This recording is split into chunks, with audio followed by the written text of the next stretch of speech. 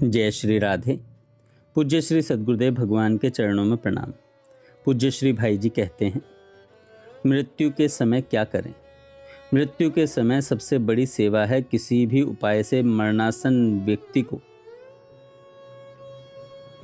व्यक्ति का मन संसार से हटाकर भगवान में लगा देना। इसके लिए उसके पास बैठकर घर की, संसार की, कारोबार की, किन्हीं में राग या द्वेष हो तो उनकी, ममता के पदार्थों की तथा अपने दुख की चर्चा बिल्कुल न करें। जब तक चेत रहे, होश रहे, भगवान के स्वरूप की, लीला की तथा उनके तत्व की बातें सुनाएं। श्रीमद् भगवद गीता का 7वां, 9वां, 12वां, 14वां, 15वां अध्याय विशेष रूप से अर्थ सहित सुनावें।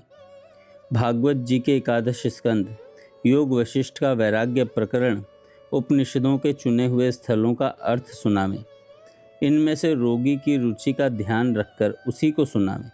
नाम कीर्तन में रुचि हो तो नाम कीर्तन करें या संतों भक्तों के पद सुनाएं। जगत के प्राणी पदार्थ की राग द्वेष उत्पन्न करने वाली बात, ममता मोह को जगाने तथा बढ़ाने वाली चर्चा बिल्कुल भूलकर भी न करें।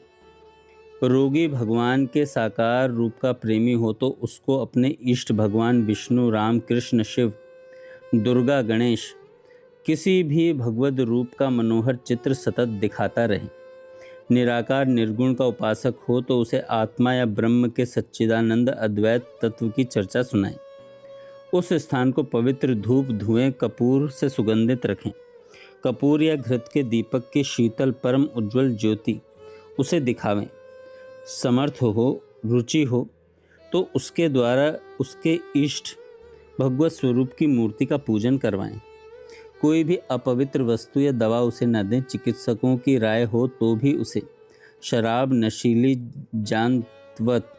जानतव पदार्थों से बनी एलोपैथिक, होम्योपैथिक दवा बिल्कुल न दें। जिन आयुर्वेदिक दवाइयों में अपवित्र और जानतव चीज़ें पड़ी हों उनको भी न दें। न खान पान में अपवित्र, तामसी तथा जानतव पदार्थ दें। रोगी की क्षमता के अनुसार गंगा जल का अधिक या कम पान करावें। उसमें तुलसी के पत्ते अलग पीसकर छानकर मिला दें। यूं तुलसी मिश्रित गंगा जल पीता रहे। गले में रुचि के अनुसार तुलसी या रुद्राक्ष की माला पहना दें। मस्तक पर रुचि के अनुसार त्रिपुंड या ऊर्ध्वपुंड तिलक पवित्र चंदन से, गोपी चंदन आदि से कर दें। अपवित्र केसर का तिलक न करें। रोगी के निकट राम रक्षा या मृत्युंजय स्तोत्र का पाठ करें। एकदम अंतिम समय में पवित्र नारायण नाम की विपुल ध्वनि करें। रोगी को कष्ट का अनुभव न होता दिखे तो गंगा जल या शुद्ध जल से उसे स्नान करा दें। कष्ट होता हो तो न करावें। विशेष कष्ट न होता हो तो जमीन को धोकर उस पर गंगा जल के छींटे देकर भगवान का नाम लिखकर गंगा की रज या ब्रज रज डालकर चारपाई से नीचे सुला दें।